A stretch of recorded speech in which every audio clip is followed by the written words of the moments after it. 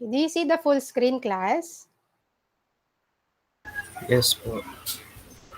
Okay, so again, good morning, everyone. So for this week, we're already on our chapter 3 of our lesson for NSTP 1. So for our chapter 3, our lesson is all about dimensions of development. Now, can you please read the learning objectives, Althea?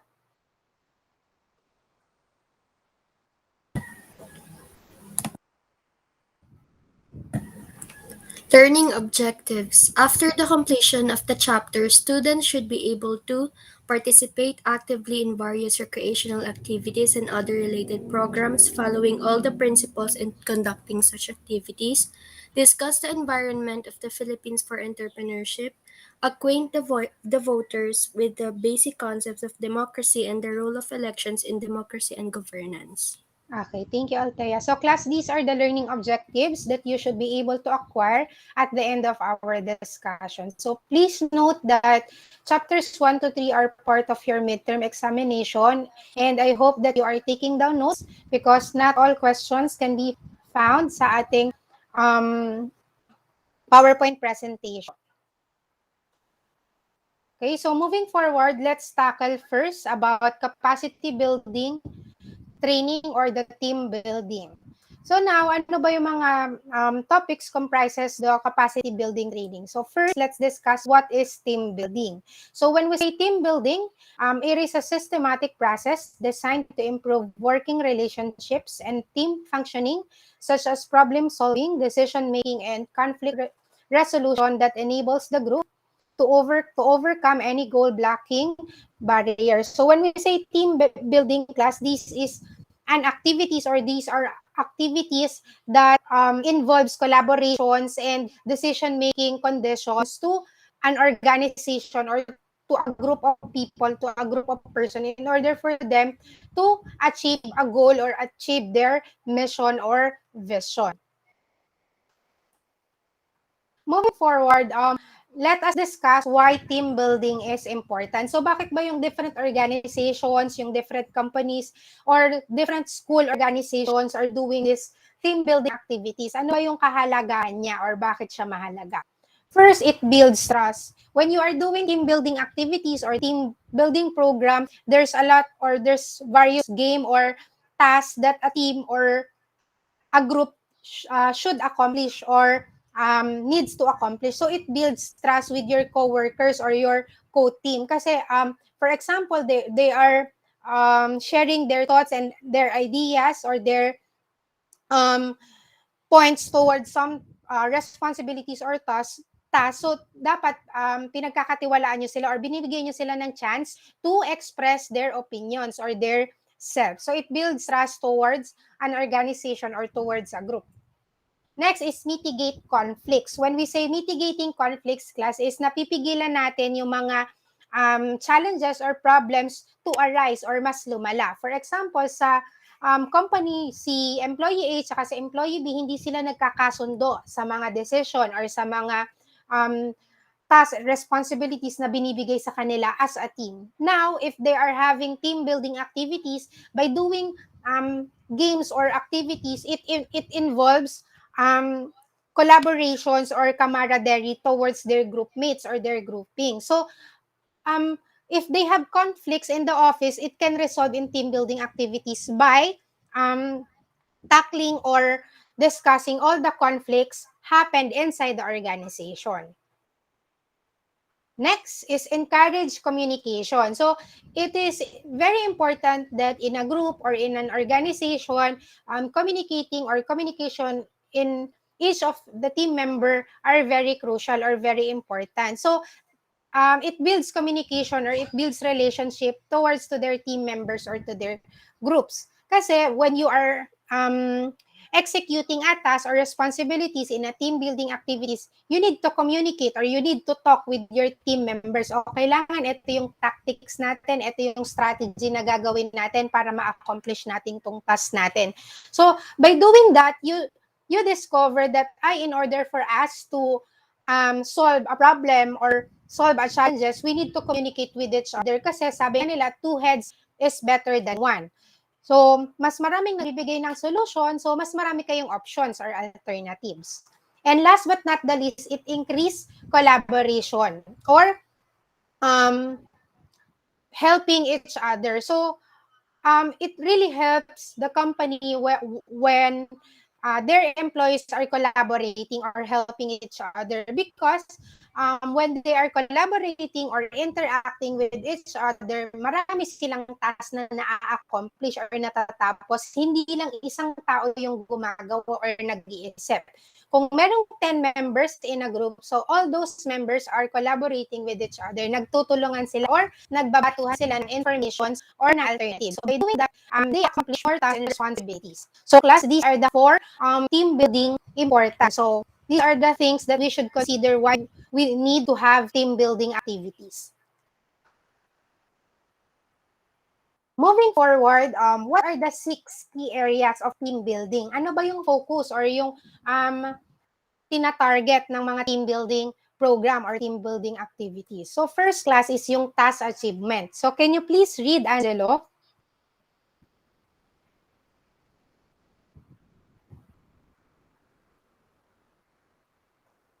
Angelo, do you hear me? Yes, ma'am. Task Okay, achievement can you teams please are read? not designed for dealing with simple repetitive tasks, as individuals will generally be quicker. However, team building comes into its own when faced with complex tasks and associated problems where probably there is no single correct answer. Okay, so when we say task achievement class, in team building activities, we give or we propose different activities or different games to respective teams or respective members. So by doing that, those kinds of tasks na na-accomplish nila or natatapos nila, whether it is simple or complex tasks, it associate different problems. So by doing or by having different problems class, they need to accomplish that or they need to solve those kind of problems and challenges. So if some of you naka-attend na ng team building class, 'di ba meron dong parang mga amazing race, meron kayong iso-solve na problems or challenges. So yun yung tinatawag nating achievement. Merong mga responsibilities na kailangang isolve yung bawat grupo or yung bawat team. Na at the end of the day, meron silang makukuhang lesson or key takeaways na magagamit nila in their groups or in their organization. Next is quality of decisions. When we say quality of decision, can you please read Jamaica? Do you hear me?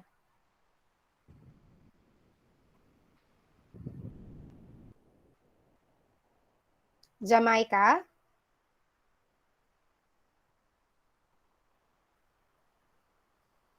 Okay, so I think some of you class, please make sure that you Hello are po, ma'am. Good listening. morning po. Okay, yes, Jamaica, can you please Sorry po, read ma'am. quality of decisions?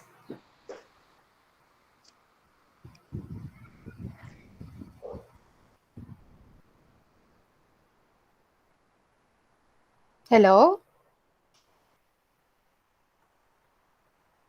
Hello po, ma'am. Sorry po, mabagal po internet. Quality of decision. Team building can generate more ideas than anyone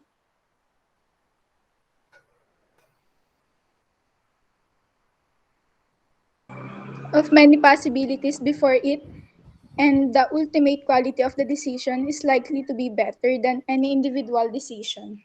Okay, thank you, Jamaica. So class, when we say quality of decision, you produce or you come up with better ideas or innovative ideas. Hindi yung basta-basta nyo na lang, ay, ito lang gawin natin. So mas pinag-iisipan nyo or mas nagkakaroon kayo ng brainstorming towards your team. Hindi porket ikaw yung leader, ikaw lang yung magde-decision. Ito yung gagawin natin, dito tayo sa right side dadaan, wag tayo sa left side. So hindi siya ganon. In a team, kung meron kayong 5 members in a team, so dapat yung 5 members na yon class mag-a-agree kung ano yung gagawin yung idea or ano yung gagawin yung decision. That's why we call it quality of decision, because all team members of a group agreed on those kinds of decision.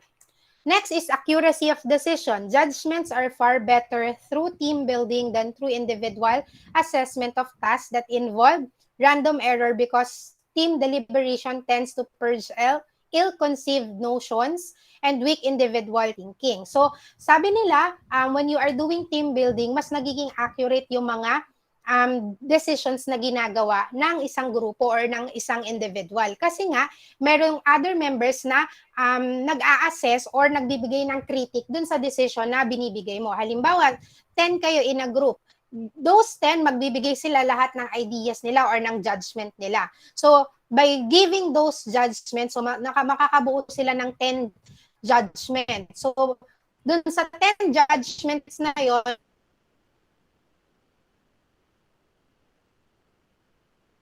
maiisa-isa nila or maa-assess nila ano ba yung better alternatives na kunin natin dito. Ano ba yung better planning or better task na kailangan nating gawin compared dito sa isang judgment. Saan ba tayo pupunta? Sa left or sa right? Ano bang gagawin natin? Are we going to focus on quality or quantity? So, since marami kayo in a team, yung decisions nyo is nabibigyan ng judgment or bibigyan ng critic ng bawat isa. Unlike kung mag-isa ka lang sa trabaho, marami kang error na nagagawa. Kasi nga, ikaw lang nag-iisip. Yung mind mo lang yung gagana. So, walang other creative ideas or imaginations na pumapasok doon sa task mo or doon sa responsibilities mo. Next is risk-taking. So when we say risk-taking, it has been shown that team building creates confidence to take greater but measured risks and seize opportunities than individuals would. When we say measured risk or risk-taking class, in a team building activities, you acquire a measurement or a risk-taking decisions where it can create your confidence towards your team. So, kailangan mo mag-take risk. Halimbawa, may natitira na lang kayong judgment or idea. So, kayo, ano bang gagawin natin dito? Ano bang masuunahin natin? So, sabi nila, pag sa team building class, mas mataas yung chances na nagtitake kayo ng risk. Kasi nga, meron kayong kasama sa team. So, you are thinking na, we are in this together.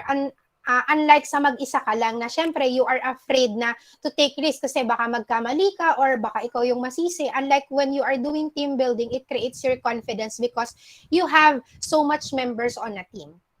And last but not the least is motivation. Team building enhances moral and spurs individual on to perform effectively at a higher level. For example, sa Amazing Race, tapos 5 kayong members, tas ikaw yung pinakamaraming na-solve na problem or ikaw yung maraming nagawang activity. So it enhance your motivation na ay kaya ko pala na makipag-collaborate and makipag-integrate towards my team members or my group mates. Ay kaya ko palang gawin yung mga ganong bagay. So it pushes you to your high level or highest level when you are doing team building activities. So class, these are the 6 areas of team building. So task achievement, quality of decisions, accuracy of decisions, risk-taking, and motivation. Sorry, meron pa pala. Next is speed of learning. Team building creates a progressive but nurturing environment, enabling team members to learn faster than individuals working alone. Class, as an individual, we have different learning intelligence or iba-iba kung paano tayo matuto. Meron sa atin fast-paced, mabilis silang matuto. Naririnig lang nila yung voice ng kanilang instructor or ng teacher, nagre-retain na agad sa utak nila. Meron namang other students class na in order for them to learn, kailangan nila tahimik yung place or tahimik yung location kung saan sila nag-aaral. Meron namang other students, ang gusto nila, nagte-take down notes sila para mas ma-retain sa kanila yung information. So that's what we call speed of learning.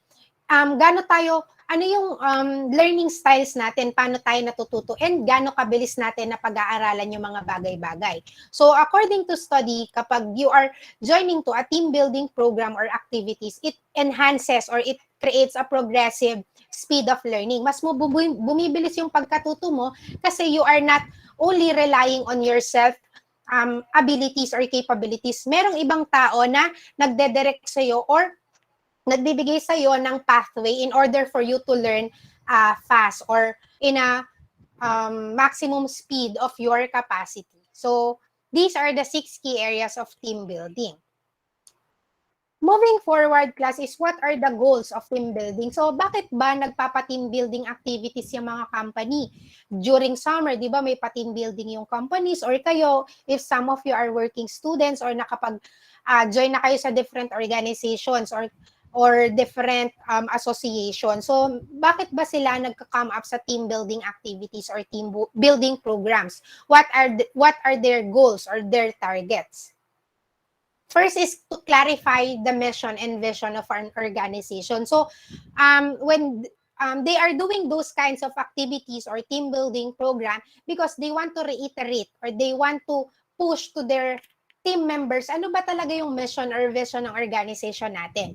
Ano ba yung tina-target natin in the future or in the long term? So they want to make it clear all the goals and objectives of an organization and associations towards to their members. Next is establishment of team members' roles and responsibilities.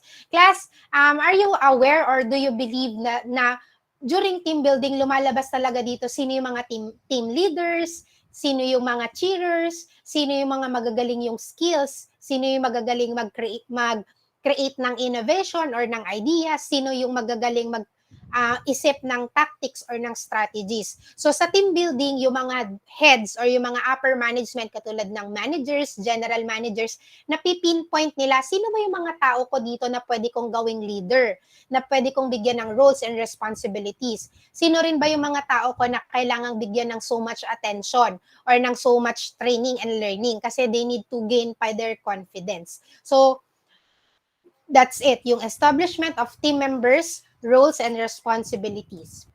Next, faster startup for new teams or teams with new leaders. So for example, you are working in a hotel, tapos front office department, housekeeping department, engineering department. So yan, makakapili ka or mapipik mo, sino ba dito yung mga pwede kong gawin magkakagrupo or magkaka-team. And then dun sa magkaka-team na yun, sino yung may potential na maging leader or maging head nila or maging executive nila. Next is mechanism for resolving conflict and elimination of dysfunctional behavior. So class, marami nito sa isang organization or sa isang company. Meron dito yung mga empleyadong KJ or akala nila is sila yung tagapagmana ng kumpanya, hindi sila nakikijoin or ayaw nilang makisalamuha sa team members nila because they feel that they are supreme or superior. So doon sa team buildings, inaalis natin yung mga ganong behavior because we want that all of them should collaborate and communicate with each other. Next, an appreciation of differences in work style and preferences. So sa team building din class, dito mo matutuklasan or makikita, ay, si Jamaica pala, marunong pala tong sumayaw. Si Clifford pala, galing pala nitong kumanta. Pwede natin itong isali sa Christmas party. Saka si Jamaica or kaya si Ayesa pala, napaka-introvert sa office pero sobrang creative. Ang galing mag-isip ng mga tasks or ang galing mag-isip ng mga tactics and strategies. Or halimbawa naman si Jonas. Si Jonas, akala natin, for example, ay si Jonas sa office, akala natin tatamad-amad or hindi gumagawa ng mga tasks or akala natin mali lagi yung ginagawa niya. Pero magaling pala siya sa decision-making skill, pwede pala siyang maging leader. So, doon natin nakikita yung differences or preferences ng team members natin or ng colleagues natin. Nade-discover natin yung true personality nila or characteristic nila while doing team building programs or team building activities. Next, characteristics of an effective team. So how are we going to tell or how are we going to say that this team is very effective or efficient? Di ba meron kayong groupings sa activities natin. So, I believe some of you nakikita nyo kung sino sa team members nyo talaga yung nag-work or sino sa team members nyo yung nag-aantay na lang ng sagot or nag-aantay na lang na ipasa yung activities.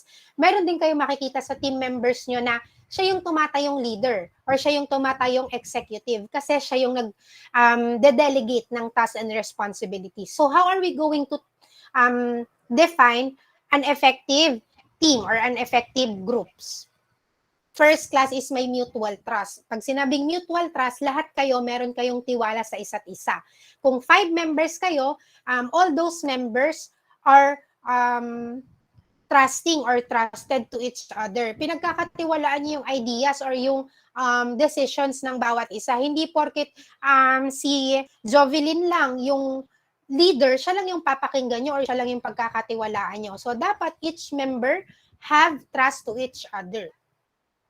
Next, mutual support. When we say mutual support, lahat kayo ay sinusuportahan yung bawat isa. Hindi kayo nagkakaroon ng crab mentality syndrome na hinihila niyo yung isa pababa. Kasi you need to remember that you are team or you are a group. So dapat when you are doing a project or you are doing a task and responsibilities, you are supporting each other. For example, si Dean, wala siyang internet, ikaw mabilis yung internet mo. So, pwede mong sabihin kay Dean, sige Dean, ako muna yung mag-research, tapos ikaw na lang yung mag-edit. Or halimbawa naman, si Clifford, natapos ko nang i-edit, pwede ba ikaw naman yung mag-voice over? So, dapat, you are supporting each other because not all of you have the same skills and capacities. Iba-iba kayo ng skills and iba-iba kayo ng capabilities. Next, genuine communication. When we say genuine communication, hindi yung pinaplastic mo lang yung ka-groupmates mo for the sake na matapos na lang yung activities. For example, 5 members kayo and then si Kobe yung leader nyo and then sabi ni Kobe, LJ, can you please talk to Kyla kasi kailangan na natin tapusin yung activities natin hindi pa nagpapasa si Kyla. So pakisabi naman, ipasa niya na yung task niya or yung responsibilities niya. Now, si LJ, for example, kinausap niya si Kyla.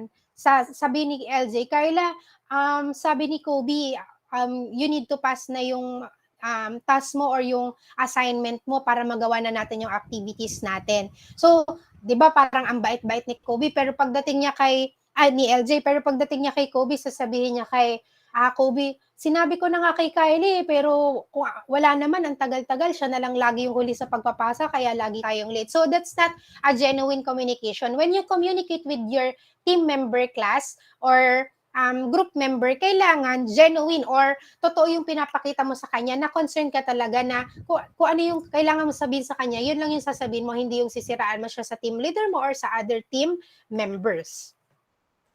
Next, accepting differences. When we say accepting differences, class, as mentioned earlier, meron tayong iba't ibang learning styles, speed of learning, iba-iba yung decision-making skills natin and capabilities natin. So as an effective team class, kung iba man yung binibigay na decisions or na opinion ng team members mo, you have to respect that or you have to accept that because we are not all the same. Hindi pare-parehas yung takbo ng isip natin or yung preferences natin. That's why you should accept differences of your team members. And lastly, accepting conflicts and solving through it. For example, may thesis kayo. So sa thesis, yan lagi yung pinag-aawayan ng mga magkaka-classmates or magkakabarkada. Halimbawa, yung isang friend nyo hindi talaga naggagawa ng RRL, ayaw gawin yung RRL or mali-mali. So parang nainis na kayo sa kanya. Hindi naman pwedeng, since team kayo, group kayo, hindi naman pwedeng sabihin na, Ferin, alis ka na, ayaw na namin sa'yo kasi wala ka naman nako-contribute, pahirap ka lang sa team namin. So hindi siya ganon. Yes, you have conflicts, pero hindi naman dapat na i-dissolve mo na siya or aalisin mo na siya. What will you do is, communicate with her or communicate with him. Talk to her or talk to him. Ano bang dapat gawin? Ano bang maitutulong namin? Because as a team, you have to work together. Hindi porket nagkaroon lang ng conflicts, aalisin nyo na siya or iiwanan nyo na siya sa ere. Dapat you will solve it as a team or as a group. So these are the characteristics of an effective team.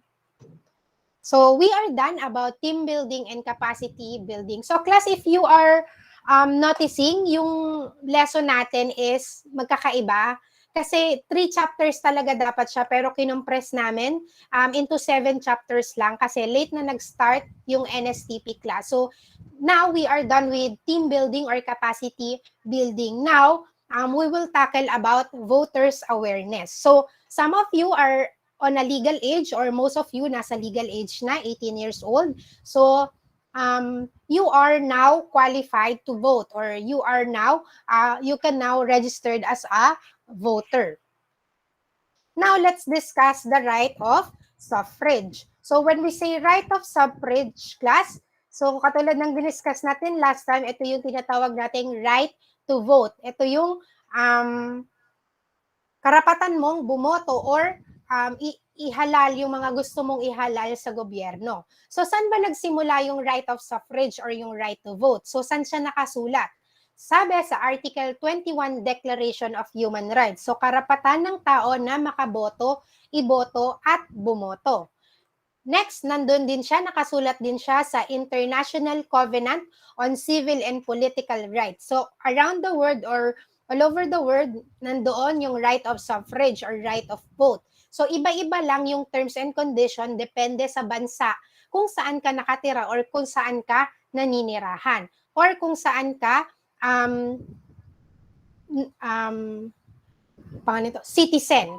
Next is 1987 Philippine Constitution. So nandun din yung right of suffrage or yung right to vote sa ating 1987 Philippine Constitution. So in our exam, when have a question, saan nyo matatagpuan or saan nyo makikita yung promulgation or yung section ng right of suffrage or ng right to vote. So dito nyo siya makikita sa tatlong to. Article 21, Declaration of Human Rights, International Covenant on Civil and Political Rights, and the 1987 Philippine Constitution. Now, let's discuss the history of elections in the Philippines. So paano ba ito nagsimula?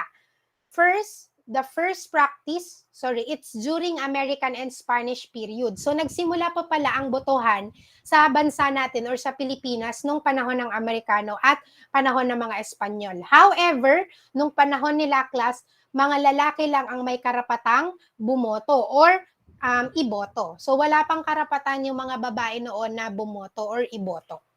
Next, sectoral struggle and political participation were only realized in 1937. So, nung 1937 lang, class, nagkaroon ng karapatan ang mga kababaihan na bumoto kasi doon na-realize ng mga tao na nakaupo sa gobyerno na parang it's unfair kung lalaki lang yung makakaboto.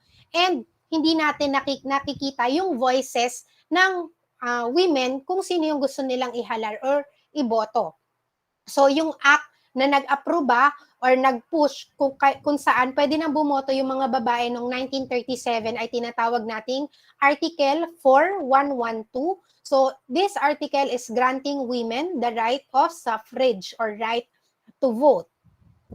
Next, and last but not the least, the first democratic election after World War II was the 1946 election for President and Vice President of the Republic, members of the Senate and the House of Representatives. So dati, class, walang demokrasy sa pagboto. Kasi nga, parang pinupush lang or pinipilit lang, ito yung kailangan mong iboto, ito yung kailangan mong ihalal. Pero after ng World War II, noong 1946, democratic election na yung meron sa Pilipinas. So kung sino yung gusto mong iboto, kung sino yung gusto mong ihalal, yun yung pwede mong ilagay sa balota mo or isulat dun sa balota mo.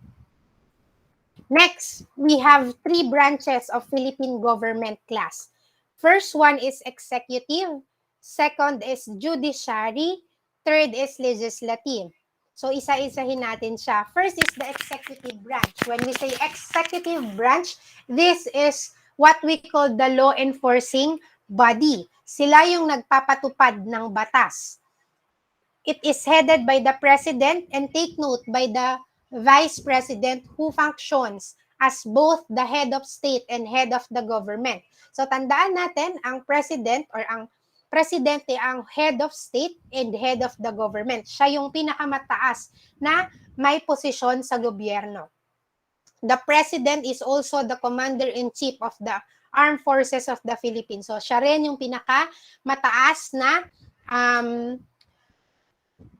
hinalal sa Armed Forces of the Philippines or sa hukbong sandatahan ng Pilipinas class. So, ma'am, nagbabago po ba yon every term? Yes. Kung sino yung presidente natin, siya din yung commander-in-chief. Next, the president then appoints and may dismiss his or her cabinet members whom he/she presides over.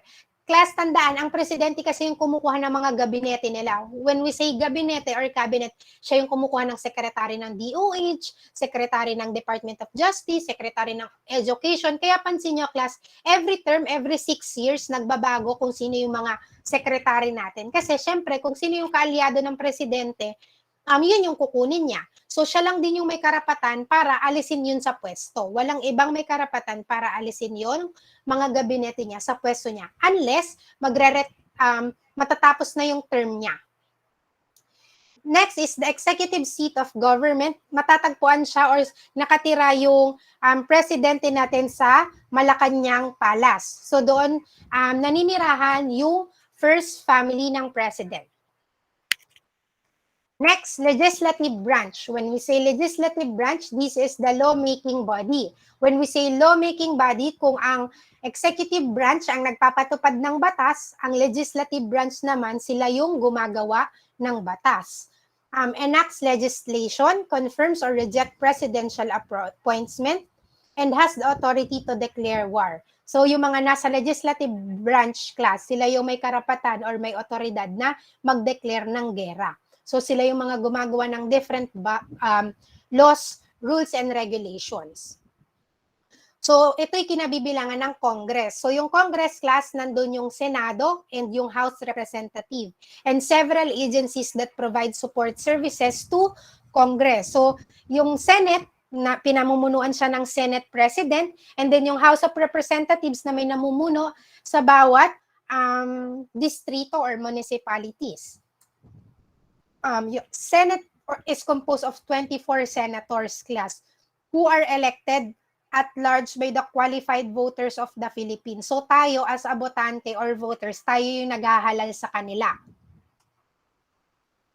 Ang House of Representatives naman is composed of 250 members elected from legislative districts in the provinces, cities, and municipalities, and representatives elected through a party list system of registered national, regional, and sectoral parties or organization. When we say House of Representative class, ito yung nagre-represent or kumakatawan sa different municipalities and district ng iba't ibang probinsya. Katulad nitong Cavite, ilang distrito ba yung meron tayo? Dasmariñas, Imus, Bacoor, Trece, Indang, General Trias. So yan, meron niyang kanya-kanyang representatives. Meron niyang kanya-kanyang congressman. So yun yung tinatawag natin, ang kilala yung House of Representatives as congressman class. So merong 250 members kasi meron tayong different provinces, cities, and municipalities in our country. Next is judiciary branch. When we say judiciary branch, the law interpreting body. When we say interpreting body class, sila yung nag-e-explain or sinasagawa nila yung batas. Sila yung nag-a-act or ina-actions nila yung batas. Kapag may mga kaso or may mga cases, sila yung nagbibigay ng hatol. Ano bang law ang kailangan naming ihatol sa'yo? Ano bang batas yung connected dun sa ginawa mong crime or krimen? So, holds the power to settle controversies involving rights that are legally demandable and enforceable. So, kung may nagawa kang crimes, sila yung maghahatol sa'yo kung anong kaso yung ibibigay nila based on the laws and regulations na makikita mo or na actions mo. Next, the judiciary branch of the government is headed by the Supreme Court, which has a Chief Justices as its head and 14 associate justice, all appointed by the President on the recommendation of the Judicial and Bar Council. So, yun nga. Sila yung Chief Justice, siya yung nakaupo sa Supreme Court and siya yung nagbibigay ng hatol dun sa mga kaso na nai-involve inside the government. And yung sa mga maliliit naman, halimbawa yung mga regional trial courts, katulad sa Trece, meron dyang regional trial court, merong municipal trial court. So yon, halimbawa merong kaso, nagkaroon ng kaso, may nagnakaw, merong child abuse, so doon yun isasampahan ng kaso sa municipal trial court or sa regional trial court. Depende sa bigat ng ikakaso sa kanya or depende sa bigat ng nagawa niya. Next, ano ba yung mga qualifications in order for you to vote sa bansa natin or in the Philippines? First, kailangan pure citizen ka ng Pilipinas. Or dito ka talaga na pinanganak, both of your parents dito pinanganak, or one of your parents pure Filipino citizen. So, dapat citizen ka ng Philippines. Second, kailangan 18 years of age and over. So, pag 18 years old ka na, pwede ka nang magpa-register or pwede ka nang magparehistro sa COMELEC. When we say COMELEC, Commission on Election. Next, so sabi, kailangan residents of the Philippines for 1 year and 6 months in the city or municipality wherein she proposes to vote immediately preceding election are qualified to vote. So, kailangan naninirahan ka, halimbawa, si Kent, nakatira siya sa 13, so dapat minimum 1 year and 6 months siya naninirahan sa 13 para makapagparehistro siya sa 13. Pero halimbawa, si Kent, nakarehistro siya sa DASMA, so tuwing botohan, sa DASMA siya dapat boboto unless ipapalipat niya sa 13. Pero kailangan 1 year and 6 months siyang naninirahan sa 13 bago niya maipalipat yung places of voting niya. Next, so paano naman madi-disqualified? Paano natin masasabi na hindi ka pwedeng bumoto? Una, any persons who has been sentenced by final judgment to suffer imprisonment for not less than 1 year. However, so kapag nasentensyahan ka daw ng final judgment mo or yung hatol sa'yo ng korte, so hindi ka pwedeng bumoto. Kailangan mong syempre, makukulong ka, so hindi ka makapaboto. However, pwede kang mag-reacquire ng right to vote mo upon expiration of 5 years after service of sentence. So, pagkatapos ng 5 years, halimbawa, ang sentensya sa'yo, 10 years kang may sentensya. So, on the 6 years, dun ka palang makakaboto kasi sa first 5 years, hindi ka pwedeng bumoto or wala kang right to vote. Next, any person who has been adjudged by the final judgment by competent court or tribunal of having committed crime involving disloyalty to the government. Katulad ng halimbawa, sumali ka, di ba si Trillanes class, if you are familiar with Trillanes, na nakasuhan siya ng rebellion kasi nga kinalaban niya yung gobyerno or yung government natin. That's why there are certain times na hindi siya nakaboto. So, dumating na lang yung times after niya matapos yung sentence niya, dun na lang siya ulit nakaboto. So, yung mga violations mo ng rebellion, sedition, violation of anti-subversion, and firearm laws, so lahat yan, class, if nasentensyahan kang makulong dahil sa mga violations na to, so mawawala yung capacity mo to vote. And last but not the least, insane or incompetent persons as declared by the competent authority. So yung mga nasa mental hospital class, wala silang right to vote kasi nga wala sila sa sarili nila, wala silang kakayahang mag-isip ng tama kung sino yung dapat nilang iboto. So wala silang disqualified sila from voting. So these are the classifications or requirements that you may be disqualified from voting. So next, we are done with voting awareness. Moving forward is entrepreneurship. So for entrepreneurship, what is entrepreneurship class? When we say entrepreneurship is both an art and a science of converting ideas into highly marketable goods and services that will improve man's quality of life.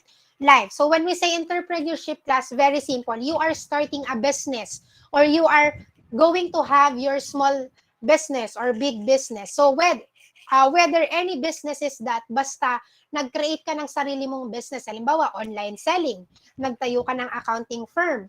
Nagtayo ka ng farm. Nagtayo ka ng livestock farm. So any businesses, basta ikaw yung nagtayo, ang tawag doon entrepreneurship. So, who are entrepreneurs? Ang tawag sa mga taong nagtatayo ng sarili nilang business or naggagawa ng sarili nilang venture ay entrepreneurs. So, sino ba yung mga entrepreneurs class? Una, entrepreneurs are those who launch their own business from scratch. So, basta gumawa ka ng sarili mong business, ng sarili mong ideas, entrepreneurs yung tawag mo dun sa sarili mo. Halimbawa, si Luis. Si Luis, mahilig siya mag-bake. That's why she is baking cakes, pastries, and cookies. And then, nagtayo siya ng bakery. So, matatawag natin si Luis na entrepreneurs. Kasi nga, from scratch, from her own skills, nakapagtayo siya ng sarili niyang business.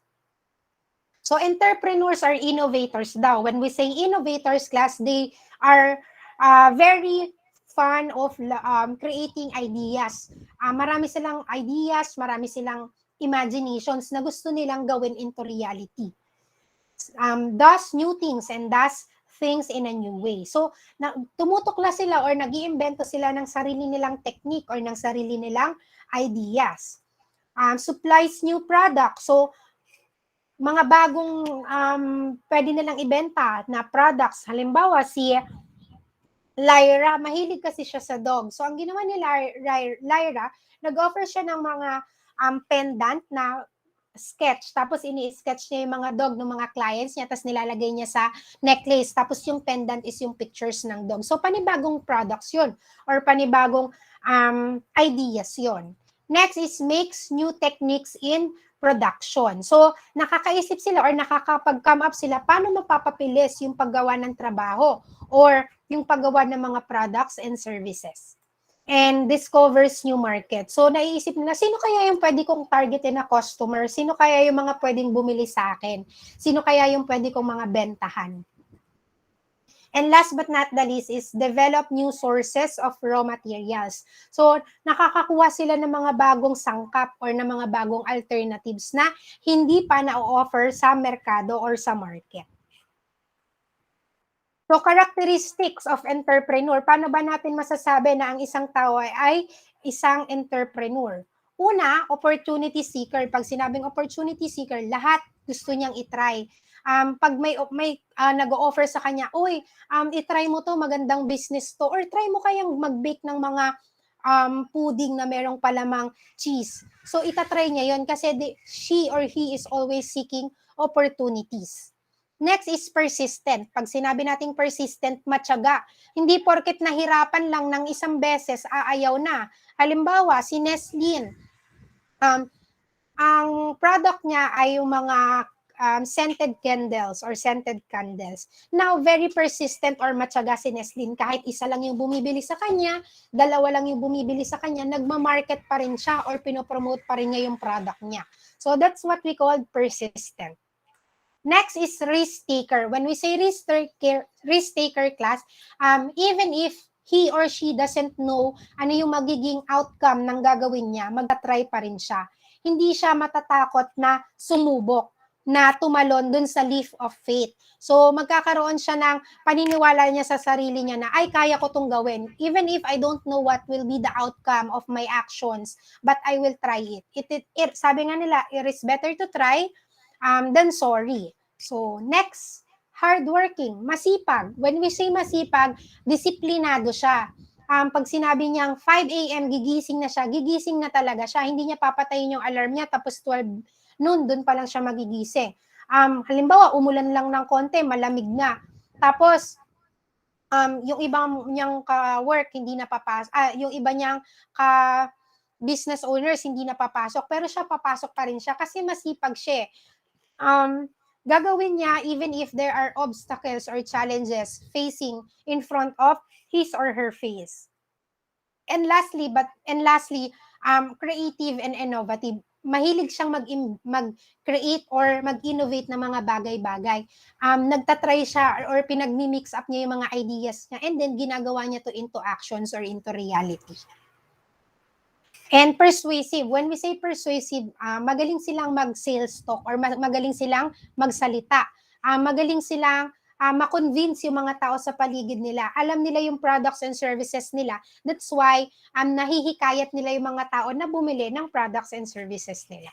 So these are the characteristics of entrepreneur. Next, contributions of entrepreneurship. Una, syempre, kapag nakapag-create ka ng business, magkakaroon ka ng sarili mong trabaho, hindi mo na kailangan maging empleyado. Hindi mo na kailangan pumasok ng 8 hours a day, mamasahe, gumising ng maaga. Kasi may sarili kang business eh. So, meron kang sariling kita or may sarili kang trabaho. Pangalawa, Since may business ka, kailangan mo ng tao na tutulong sa'yo para magawa mo yung mga tasks and responsibilities sa business mo. So mag-hire ka ngayon ng tao, mag-hire ka ngayon ng ibang empleyado. So nakakapagbigay ka ng trabaho sa ibang tao. Develops industries, especially in the rural area. Halimbawa, sa Indang, kayo lang yung merong milk tea shop. So, at least yung mga kababayan mo or kabaryo mo, may experience nila yung milk tea, for example. Encourages the processing of local materials into finished and semi-finished goods. Halimbawa, nakatira ka sa Tagaytay. So sa Tagaytay, halimbawa, maraming coconut trees. So ang ginawa mong business is mga bags made of coconut leaves. So ngayon, na gagamit mo na yung mga raw materials or yung mga materials na makikita mo sa kapaligiran mo, plus nakakapag-create ka pa ng mga locally made products na pwede mong i-export sa ibang bansa. Encourages healthy competition. So when we say healthy competition, kahit meron ka ng kaibigan na ganun din yung business, hindi mo siya hihilahin pababa or hindi mo sisiraan yung business niya. Bagkus, mas tutulungan mo pa siya or mag-exchange kayo ng ideas on how are you going to improve your businesses. Next, makes more goods and services available to the consumer. So, mas mapaparami mo yung mga products and services na pwedeng i-offer sa mga mamimili. Develop possible market. So, mas makakatuklas ka ng maraming customers or ng maraming clients. Encourages more research and studies. So, sabi nga nila, class, when you are an entrepreneur, you are also a researcher. Kasi nga, creative and innovative ka. So, ikaw, magre-research ka na magre-research. Mag-check ka sa Google, sa different books, vlogs, write-ups. Ano pa ba yung maganda kong gawin? Ano pa ba yung pwede kong i-come up dito sa products ko para mas mag-improve siya? Develops entrepreneurial qualities and positive attitudes. So pag may sarili kang trabaho, class, mas mag-i-improve yung maturity mo kasi mas magiging persistent ka, magiging matyaga ka kasi isipin mo, ay, ang laki ng pinuhunan ko dito kung susuko na lang ako bigla. Sayang naman yung pinaghirapan ko. Or kaya, ay, kailangan kong gumising ng maaga kasi kung hindi ako gigising ng maaga, anong mangyayari sa business ko? Walang mangyayari, hindi mag-grow, hindi magde-develop. So, mas nagiging matured tayo kapag meron tayong sariling business kasi mas nai-improve natin yung technical and soft skills natin. Next, business plan class. So sa isang business class, kailangan may plano. Yan, hindi porket si Lawrence, ay gusto kong mag-samgyup business, kinabukasan, magtatayo na agad siya ng samgyup. So hindi ganun yun. Kailangan meron ka munang plano. So kailangan magka-come up ka muna, ano yung mga step-by-step process na gagawin mo. So yun yung tinatawag nating business plan. Ano yung mga written documents? Kailangan ilagay mo muna doon, bakit ko ba itatayo tong business na to? Paano ko siya maitatayo? Ano ba yung mga gagamitin kong materials? Ano ba yung mga ibebenta ko? Paano ko siya pepresyuhan? So sa business plan, dito mo ilalagay lahat ng mga bagay na kailangan mong isaalang-alang sa business mo bago mo siya itayo. So, ano yung mga important contents ng business plan class? So, dapat sa business plan mo, ito yung nakalagay. So, please listen carefully because one of your activities later will be part of the business plan. Una, mission statement. When we say mission statement class, bakit mo ba itatayo yung business mo? Para ba magkaroon ka ng sarili mong income? Para makatulong ka sa mga kababayan mo? Or para makatulong ka sa pamilya mo, ano yung objectives mo? Bakit mo siya tinatayo or bakit mo siya itatayo? Second, target customers mo. Sino ba yung mga bebentahan mo nito? Halimbawa, ang business na gusto mo, ice cream. So, sino yung mga mahilig sa ice cream? Sinong bebentahan mo? Anong age? Anong gender? So, yun yung tinatawag nating target customer. Next is target location. Saan mo itatayo yung business mo? Sa Matao ba? Or dun sa subdivision nyo ba? Tabing highway ba? Or hindi tabing highway? So, kailangan alam mo kung saan mo itatayo yung placement ng business mo. Next, forecast number of population. So, for example, ang target location mo sa Indang. So, kailangan alam mo muna ilan ba yung taong naninirahan sa Indang? May 500,000 ba? Baka magtatayo ka sa Indang ng samgyup, tapos ang nakatira lang sa Indang, 10. So, talo ka na agad. So, kailangan alamin mo muna ilan yung population ng tao dun sa location ng business mo. Next, menu. Ano ba yung mga i-offer mo na pagkain? So, kung samgyupsal yung i-offer mo na business, ano ba yung mga ingredients ng samgyupsal? Ano ba yung mga kasama sa samgyupsal? Maglalagay ka ba ng japchae? Maglalagay ka ba ng sweet potato, ng kimchi? Ng ilang side dish yung ilalagay mo? 10 side dish ba? 20 side dishes ba? So, it's up to you. Next, business model. When we say business model, class, yung business mo ba pwedeng may delivery ba? Or walang delivery? Dine-in lang ba? Or pwedeng take out? Or pwede ba silang umorder online? Or pwede ba silang magpa-reserve or walang reservation? So, yun yung tinatawag na business model. Next, reasons to buy. Kailangan mong alamin, bakit bibili sa akin yung client ko? Bakit sa dami-dami ng samgyupsal dito sa Indang, bakit dito sila kakain sa akin? So kailangan mong alamin ano yung advantage mo. Pag sinabing reasons to buy, class, you should know that your business advantage from the other businesses. Kasi kailangan mong malaman kung itatayo ko to, bakit bibili yung client ko? Ang dami ng may samgyup dito or may samgyupsal business. Business goals. When we say business goals, at by the end of December, for example, how much money or revenue yung kailangan mong ma-earn? Gusto mo bang kumita ng 10 million? Yun ba yung goal mo? Yung goal mo sa business mo, kumita ka ng 10 million, 20 million? Or gusto mo magkaroon ka ng maraming branches? Gusto mo mas lumaki pa yung business mo? Sales forecast. So, when we say sales forecast, yung kikitahin mo pag tinayo mo tong business mo. Sa isang taon, magkano ba yung pwede mong kitahin or magkano ba yung pwede mong ma-acquire na money?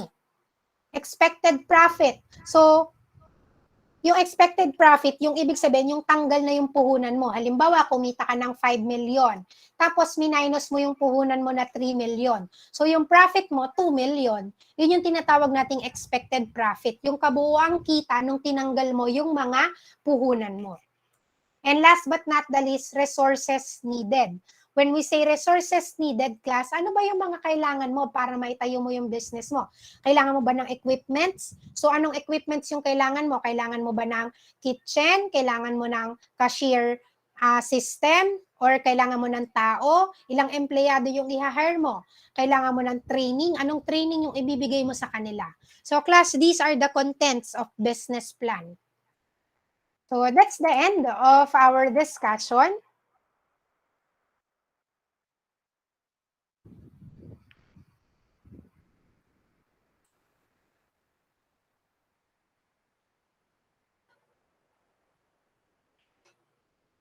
Hold on lang.